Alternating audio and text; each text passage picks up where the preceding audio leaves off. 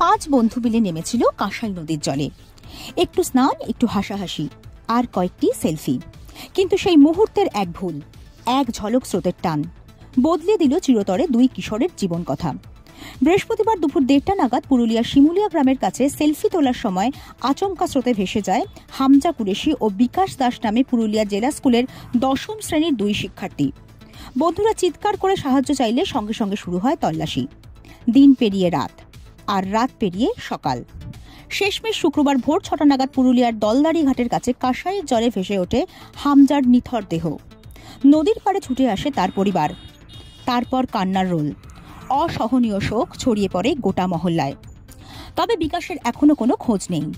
তার খোঁজে পুরুলিয়া জেলা প্রশাসন ও দুর্গাপুর থেকে আসা বিপর্যয় মোকাবিলা বাহিনীর 2টি দল যৌথভাবে চালাচ্ছে উদ্ধার অভিযান। টামনা থানার ওসি তাপস মিশ্র ও ডিএসপি ডিইবি জীবনেশ রায় ঘটনাস্থলে উপস্থিত থেকে তদারকি করছেন।